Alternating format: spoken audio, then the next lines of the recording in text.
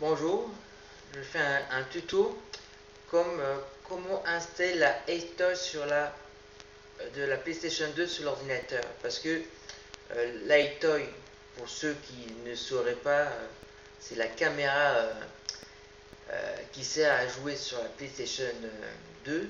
Et il y en avait une aussi sur PS3, mais en l'occurrence, ce tuto fonctionne que pour la caméra pour la PS2.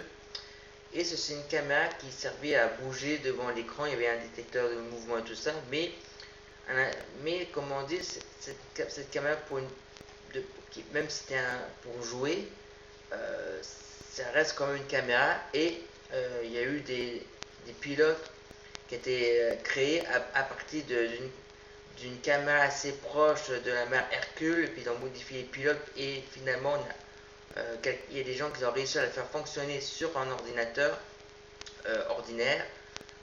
À savoir que cette caméra, euh, si je ne dis pas de bêtises, elle est débloquée parce que sur PS2 elle a une résolution inférieure, et là on utilise la capacité maximum de la caméra en 640 par 480 à 30 images par seconde. Et elle est dotée d'un micro intégré. Euh, D'ailleurs, le micro, c'est celui que j'utilise en ce moment parce que j'ai changé la caméra par cette caméra-là. Et le micro et le son est déjà un peu mieux, d'après ce que quand je me suis écouté. Donc voilà, on va commencer par le tuto. Elle fonctionne sur XP, Windows 7, Windows 8, Windows 10. Dans ce tuto, je vais vous expliquer pour Windows 8 et sur Windows 10. À l'occurrence, c'est que des pilotes en 64 bits. Dans le lien de la description, je vous donne le pilote pour XP en 32 bits. Et sur XP, c'est beaucoup plus simple. Il y a juste à installer le pilote en sélectionnant le dossier, puis c'est tout. Sur les Windows comme Windows 8, Windows 10, il faut gérer la ligne de commande et tout ça. C'est un peu plus compliqué, mais c'est pas si compliqué non plus. Dans tous les cas, il y aura le pilote pour Windows XP et Windows 8 et 10. Bon, je vais vous commencer le tuto. Tout d'abord, il faut ouvrir. Là, je suis sur Windows 8, mais ça marche, mais c'est la même chose aussi sur Windows 10. Vous ouvrez d'abord la ligne de commande. Donc, vous faites clic droit sur le menu démarrer et invite de commande en mode administrateur ou admin, comme là c'est marqué admin. Vous marquez oui. Et là, vous mettez cette ligne de commande. Vous tapez ça. Je vous mettrai dans la description, vous ferez juste copier-coller, ça sera beaucoup plus simple. Voilà, vous mettez ça, vous mettez entrée. Entrée sur le clavier. Une fois que c'est marqué opération réussie, vous, vous, vous, euh, vous tapez ceci encore et, et voilà, une fois que c'est marqué encore opération réussie, vous redémarrez complètement Windows. Une fois, une fois que vous avez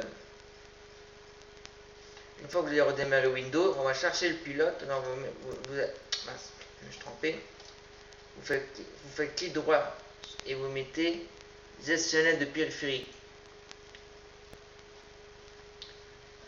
Normalement, ça serait tout en haut là, mais tout en haut, ça sera marqué item. Mais moi, j'avais déjà mis le pilote, donc c'est pour ça que c'est un peu différent. Donc là, ça sera marqué de toute façon item. Vous cliquez sur propriété, pilote, mettre à jour le pilote, rechercher pilote, charger parmi d'une liste, disque fourni, vous sélectionnez le dossier auquel le pilote, Hector 64, et vous sélectionnez assez classique, ok, et après vous mettez suivant. Je ne le fais pas parce que j'ai déjà installé.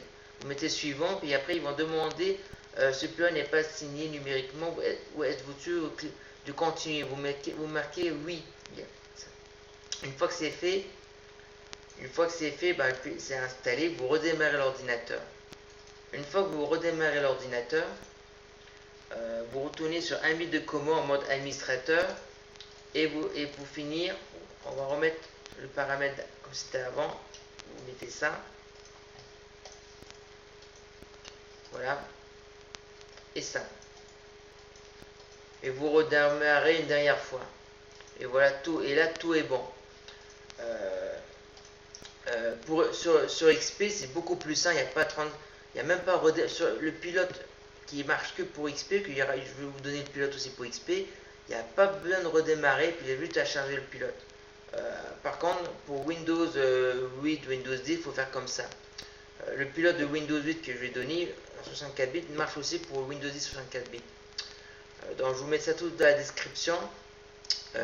Voilà, j'espère que ce tuto peut être utile. C'est sûr que c'est pas une caméra HD, mais l'image est quand même pas dégueu non plus. Où que vous me voyez en bas de l'image, c'est avec cette caméra que je fais ça. Quand elle est sortie en 2003, c'était parfaitement une caméra quand même pas mal du tout. C'est sûr qu'entre temps, il y a eu mieux, mais voilà. Le tuto est fini pour aujourd'hui. Au revoir.